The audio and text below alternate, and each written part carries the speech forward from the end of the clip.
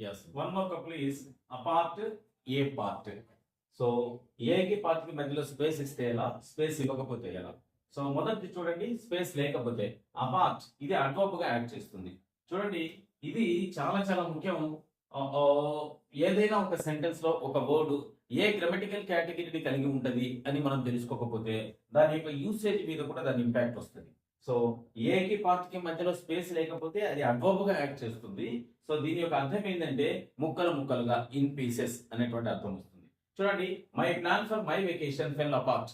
So నేను ఎన్నెన్నో ఊహలు, ఎన్నెన్నో అంచనాలతో సెలవుల్లో ఏదో ఒక ప్లాన్ వేసుకున్నా, ఒక పర్టికులర్ టూర్కి వెళ్దామని, కానీ అది నో ముక్కలు ముక్కలుగా విడిపోయింది అనేటువంటి అర్థం వస్తున్నప్పటికీ కూడా ఫెయిల్ అయిపోయింది అనేటువంటి అర్థాన్ని మనం ఇక్కడ తీసుకోవాలి. సో ఏదైనా కన్సాలిడేటెడ్ మ్యాటర్ ఏదైతే ఉంటుందో, లేకపోతే కన్సాలిడేటెడ్ ప్లాన్ ఏదైతే ఉంటుందో అది ఫెయిల్ అయిపోయినా కూడా, లేకపోతే సో ఒక ఒక క్వాంటిటీ ఉండేటువంటి ఏదైనా ఒక ఆబ్జెక్ట్ ముక్కలు ముక్కలుగా విడిపోయినా కూడా అప్పుడు దాన్ని మనం ఏ పదంతో యూజ్ చేస్తామంటే అపార్ట్తో యూజ్ చేస్తాం. ఓకే, ఏ పార్ట్, ఏకి పార్ట్ కి మధ్యలో స్పేస్ వచ్చింది అంటే అది నౌన్ గా యాక్ట్ చేస్తుంది. సో దాని యొక్క అర్థం ఏమవుతుందంటే వన్ సెక్షన్ ఆఫ్ అనేటువంటి అర్థం వస్తుంది.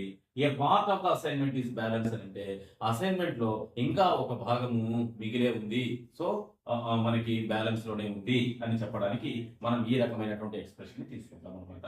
సో అపార్ట్, ఏ పార్ట్, అపార్ట్ అనేటువంటిది అడ్వర్బ్, ఏ పార్ట్ అనేటువంటిది నౌన్, అపార్ట్ అనేటువంటిది ముక్కలు ముక్కలుగా అనేటువంటి అర్థం వస్తుంది, ఏ పార్ట్ అనేటువంటిది వన్ సెక్షన్ ఆఫ్ అనేటువంటి అర్థం వస్తుంది.